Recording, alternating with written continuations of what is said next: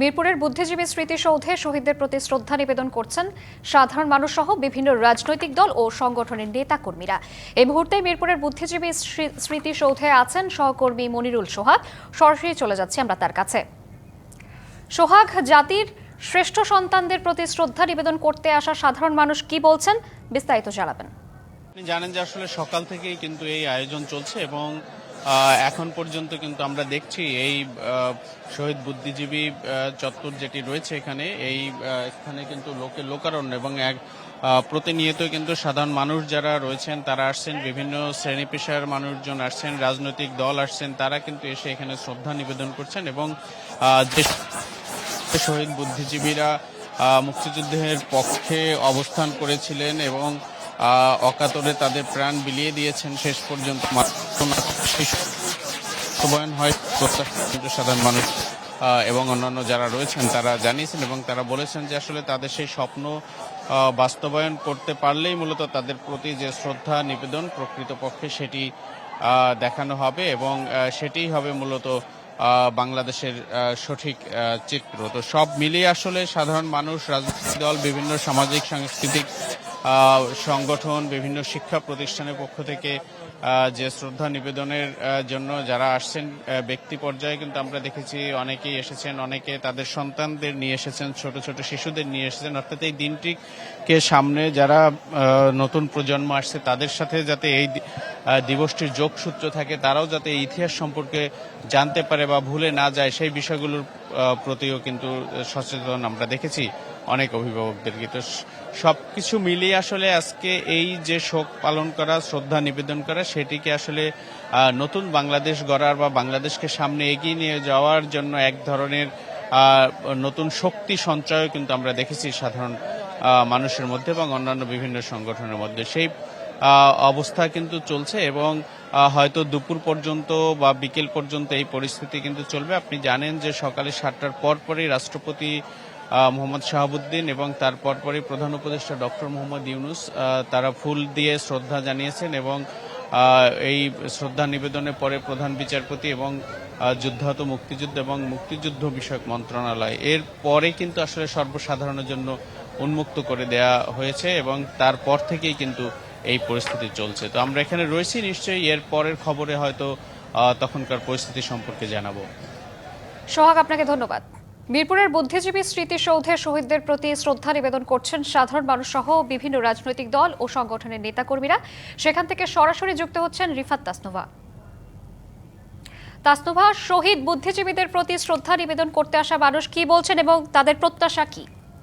দেখেন, আসলে এখানে প্রত্যাশার কথা যদি বলা হয় তাহলে যে সব দল এখানে এসেছে সবাই কিন্তু একটি কথাই বলছে, দল মত নির্বিশেষে সবাই কিন্তু একটি গণতান্ত্রিক রাষ্ট্র প্রতিষ্ঠা করতে চায় যেখানে সবার বাক স্বাধীনতা থাকবে, যেখানে সবাই তাদের কথা বলার স্বাধীনতাটা নিশ্চিত করতে পারবেন। এবং একই সাথে একটি কথা কিন্তু তারা সবাই বলছেন, সেটি হচ্ছে শহীদদের যে আত্মত্যাগের যে উদ্দেশ্য ছিল সেই উদ্দেশ্য যেন সফলভাবে প্রতিষ্ঠিত হতে পারে, বাস্তবায়িত হতে পারে, সেই বিষয়গুলো আমরা দেখতে পাচ্ছি। এখানে এনসিপির অনেক যারা রয়েছে সার্জিস আলম এবং এনসিপির আহ্বায়ক নাহিদ ইসলাম তারা কিন্তু এখানে এসেছেন এবং এনসিপির কয়েকজন সদস্যকে আমরা দেখতে পাচ্ছি। একটু তাদের সাথে কথা বলবো যে 24-এর আন্দোলনের যে উদ্দেশ্য আপনি কি মনে করছেন, অনেকটা সময় তো পার হয়ে গেল, প্রায় 1 বছরের বেশি সময়, এই সময়ের মধ্যে নতুন বাংলাদেশ গড়ার যে প্রত্যয় বা যে স্বপ্ন নিয়ে আপনারা এগিয়েছিলেন সেই স্বপ্নের বাস্তবায়ন দেখতে পেয়েছেন কিনা, সামনের দিনগুলোতে কি প্রত্যাশা?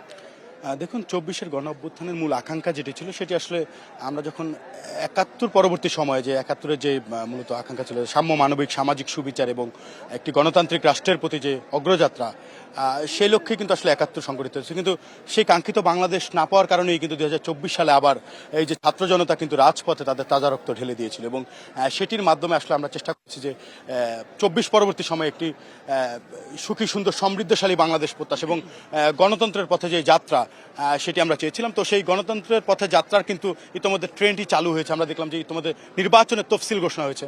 আমরা বিশ্বাস করি যে একটি সুষ্ঠু এবং নিরপেক্ষ এবং অংশগ্রহণমূলক নির্বাচনের মাধ্যমে বাংলাদেশ গণতন্ত্রের পথে অগ্রযাত্রাটি যেটি সেটি নিশ্চিত করবে এবং একটি গণতান্ত্রিক সরকারের মাধ্যমে, একটি নির্বাচিত সরকারের মাধ্যমে আসলে এই কাঙ্ক্ষিত আসলে সবাই যেটি বলছেন সেটি হচ্ছে নির্বাচিত একটি সরকারের মাধ্যমে আবারও গণতন্ত্র প্রতিষ্ঠা করার কথা বলছেন।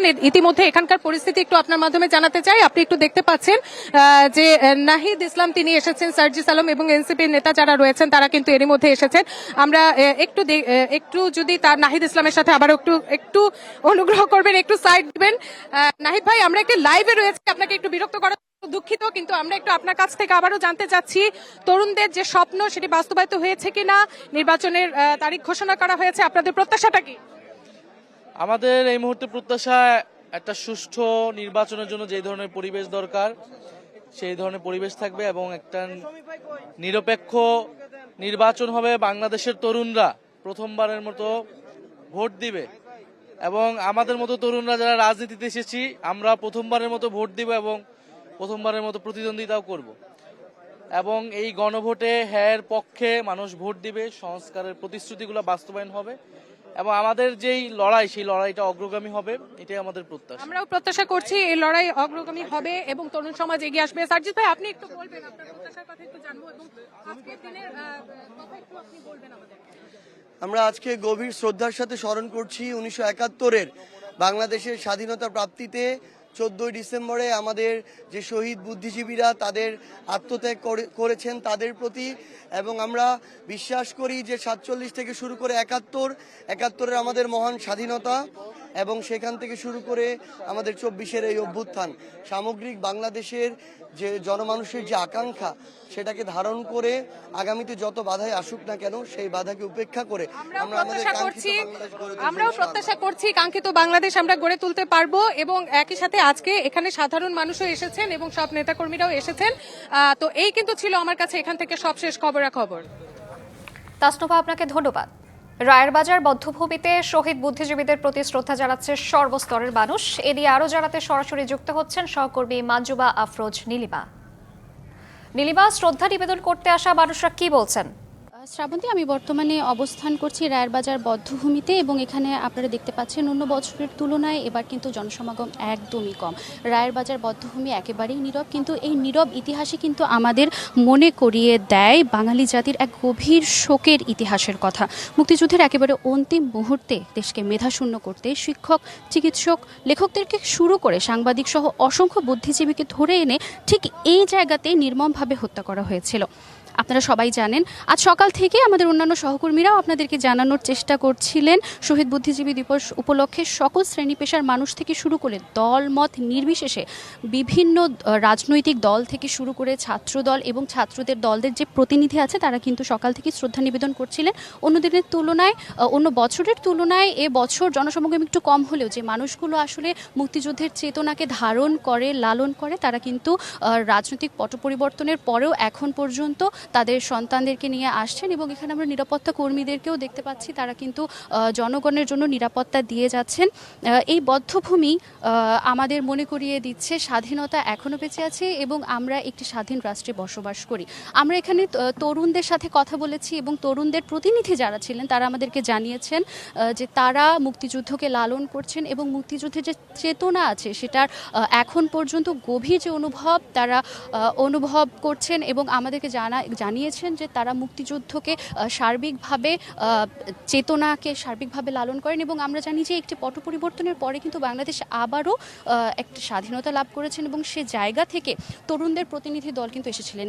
কিছুক্ষণ আগে এখানে আসিফ মাহমুদ সহজীব ভূঁইয়া ছিলেন এবং তারা বিভিন্ন রকম রাজনৈতিক কথাবার্তার সাথে কিন্তু এটিও বলেছেন তিনি যে সম্প্রতি যে হত্যাটা হয়েছে এবং সে সহিংসতার বিরুদ্ধেও কিন্তু তিনি কথা বলেছেন।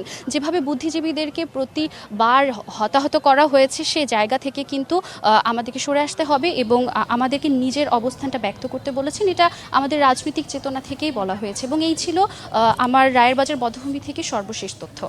নীলিমা, আপনাকে ধন্যবাদ।